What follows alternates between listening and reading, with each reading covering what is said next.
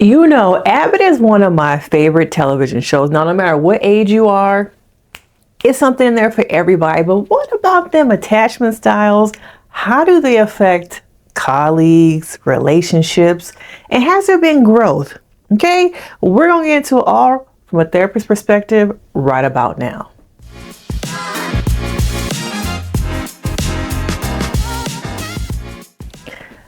Welcome back to my little subbies, and those of you who are new here, I am Denise Brady. I'm a licensed marriage and family therapist, and I love discussing attachment styles, reality TV, decolonizing mental health, one might say. So make sure you stick around, you hit that subscribe, you know, join the membership. We're growing. Over the next couple months, there are going to be a lot of exclusive things strictly for members.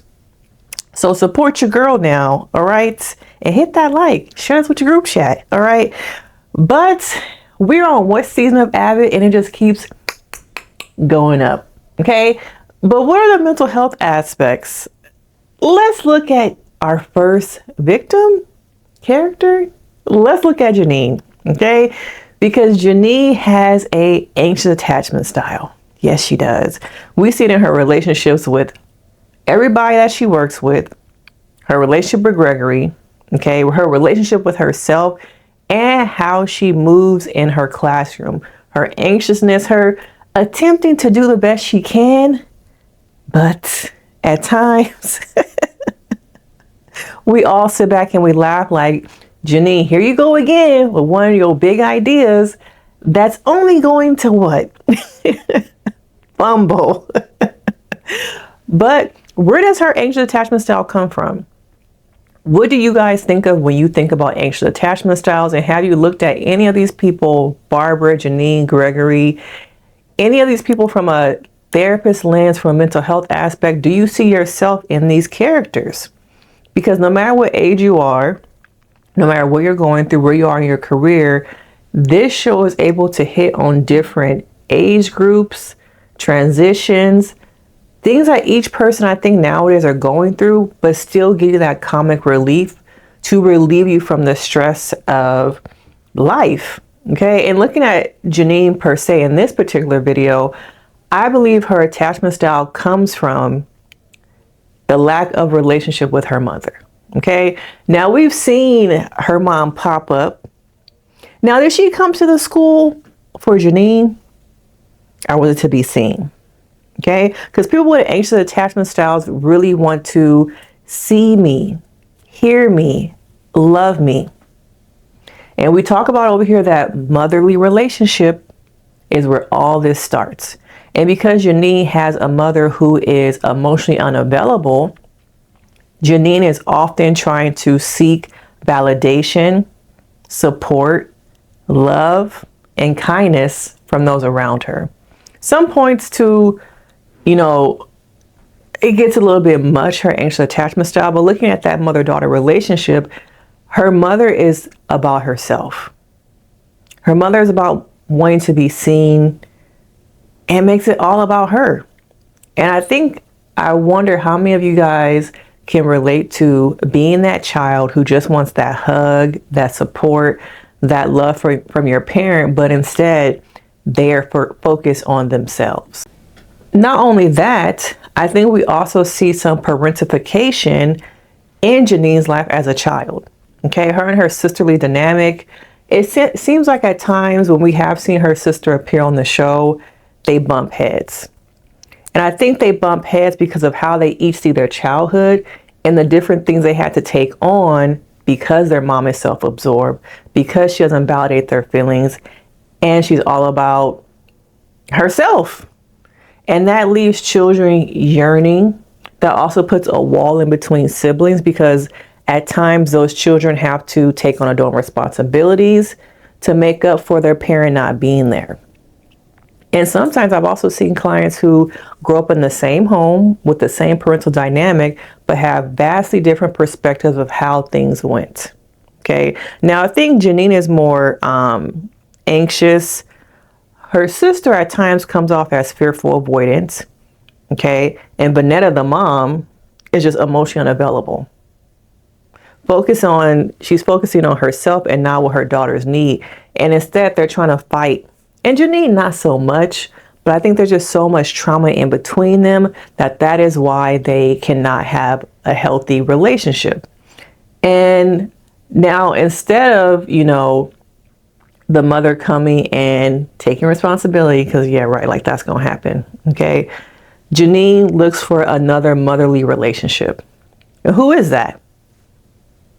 Barbara. Barbara tends to play Janine's work mom. Okay. You see her trying to get mentorship, but is it mentorship or is it more of that motherly dynamic that she's missing in her own life? There's like this, blurred boundary in between those relationships. And I wonder if people in their own work lives, people watching this video, have tried to get some of that love, reassurance that they didn't get from their parents, not only from y'all relationships, okay, but also people from work. Do people in your work life become those surrogate mother-father relationships, mentorships, because you really needed that? Okay. And you often see how Janine is trying to, get what she didn't need from Barbara. That love, that attention. In some ways, we've seen her through seasons maybe want to be like Barbara. But deep down, the deeper thing is that she's searching for that mother-daughter relationship.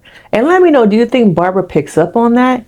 Or is Barbara in her own kind of world? Now, we're going to do a video on everybody. Okay, I'm just starting with Janine. All right, but we're going to look into some deeper things about Barbara in another video. But here we see how Janine is trying to get that motherly relationship from Barbara. We also see how even in her romantic pursuit of Gregory, that anxious attachment style also comes up. Her wanting the deeper connection. But I think at times there are things going on with Gregory's processing and how he shows up that you have this woman who's anxiously attached to a man who I think has some other neurological things happening, some neurodivergent stuff. So I think at times there's a disconnect between them, not because he is emotionally unavailable like her mother, but because I believe he processes things very differently, which I wonder if over time, at some point, they're going to talk about that a little bit further. But I do see that Gregory has some neurodivergent things happening that affects their relationship also. And even when she thought that Gregory said, "I love you" for the first time, she was so anxious and needing approval from everyone, seeking it. Did he say it? Did he not say it? She wanted that so much that she went to like a spiral throughout the episode. And she eventually heard what she really wanted was an "I love you," but I think it's also I felt seen. Okay, I think Gregory sees her in a way that maybe in her other romantic relationships, of course, was not there, as we see. I think because she's anxious at times, she's also a perfectionist, trying to overachieve, perfectionism, trying to constantly prove herself. And I think with Gregory, also he is hesitant to really go deep with her at times because of his own avoidance, his own avoidant attachment style, which of course, another video on him. All right. But let me know, have you noticed how anxious Janine is and how avoidant Gregory is at times? And how, to me, this is a typical relationship that we see. Someone has an anxious attachment style and someone who has an avoidant attachment style. And at times they butt heads and disconnect because of different reasons. But you also now add that layer of some, in my opinion, some neurodivergent stuff where that can be seen or confused as he doesn't want me. He on purpose is forgetting things. He doesn't connect with me, because he doesn't want to. We don't communicate well because of him, when really there's a lot of other stuff going on with your partner neurologically that got missed as a child. Maybe as an adult they're coming into it, or maybe they still haven't really realized what it is, that other thing becomes a third in your relationship. Sometimes it's trauma. In this case, I think it's more of some neurodivergent stuff becoming a third in your relationship. And then what do we say over here? You end up in a polyamorous relationship. Sometimes it's trauma, but here I think there's some trauma from both of them. But I also see there's something here, mentally happening that we just really haven't dove into with the episodes. Do you think that they should? I do, because I think it can also destigmatize, decolonize some misconceptions and beliefs people have about neurodivergency, different things, and that people can still be successful, have careers. There's just so many layers to that I'm going to save that all for Gregory's video. But I think Janine has a level of perfectionism that we see in her classroom. Sometimes when she's doing projects with the kids, they become more about her. Okay, her wanting to be seen. I think also her own little child wanting to come out. And sometimes it's good to have your inner child come to the surface. But I wonder in this case, at times, can it be to the detriment of the children just being children, enjoying the activity, the projects, because her own stuff is getting in the way. We also see some selflessness. Okay, sometimes Janine is willing to throw herself in front of the bus, drive the bus. That episode where she was driving them kids to school on the bus, just always giving, being a people pleaser at times, being so selfless, but at the same time, at her own detriment, burning herself out to just try and do more and be better. And I think that still comes from that anxious attachment style with that mother dynamic of wanting to be seen, wanting to be heard, wanting to be loved. Maybe if I just do a little bit more, she'll come around. Maybe if I prove myself that I'm a worthy daughter, she'll change. How many of you guys have had those thoughts in your own mind that only if I do this, show up as this, maybe my mother will change. Maybe my father will change. Sometimes our behaviors are so connected to wanting others to change that are you doing it for you, or are you doing it for other people? Ask yourself, are my behaviors driven by a need for acceptance, a need to be seen? Let me know in the comments. One good thing amongst many things about Abbott is that the environment that the teachers are in, it allows Janine for growth, to set boundaries. And I think Barbara is a pivotal person who tries to help her see that you need to set boundaries. You need to stop while you're ahead. They always try and get her to see past the spiral, the thoughts, the weeds in her mind. But at times she's just so caught up in, no, I'm going to do this. I'm going to make it happen. I'm going to save the day. I'm going to get able to come back. I'm going to go to the district. I'm going to make a change. I'm going to put my cape on and I'm going to fly and I'm going to be Superwoman. Okay. And we saw how, I think it was the episode where she got sick. She still tried to, even though she had a stomach bug or something, want to still show up, want to still do more. But I think Barbara is someone who tries to help her see, you got to practice self-care. You have to focus on yourself. Okay. And throughout these episodes, we see just more and more of her anxious attachment style and her relationships with Gregory and her relationships with her peers, with her students. And I wonder, how does that anxious attachment style in this environment, does it perpetuate? Does it foster growth? Is there a way for her to, in this type of setting, really work through and heal from the things from her mother, the relationship with her sister? Or does it kind of at times foster codependency? Okay, because in school settings, there's you have to answer to the district, admin, parents, okay, peers. Did I say students? So many different people that there's a constant push, push, push.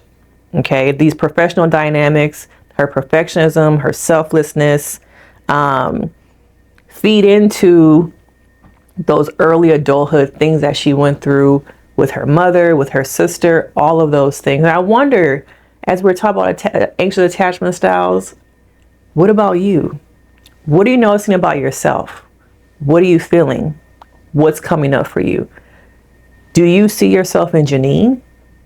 Do you see yourself in some of the other people in this series? Okay. But I want to do a little bit about Janine, because all of her anxiousness, all of her still at times optimism. Things will get better. Can a person be too optimistic? Do you think at times, sometimes people are so optimistic that they're up here and they need to come back down to earth to reality? Or is it good to work with and be around somebody who, no matter what, they don't have that cape on? They're going to put that smile on. And maybe that smile can fade over to you when you are going through things. Okay. But Janine is somebody with a very anxious attachment style. Ugh. We see it with Gregory. And do you think that over time, her relationship with Barbara will progress more into helping her see how to have better boundaries, be less critical of herself, be less selfless, less perfectionism? But I want to know your thoughts. What do you think? It's going to get good, y'all. But now we're on the tail end of the season. We only have a couple more episodes. What do you think is still to come? What were you surprised by? Did you learn a little bit about yourself in this video? Because of course, we have more to come, and I will see you in the next video. Bye.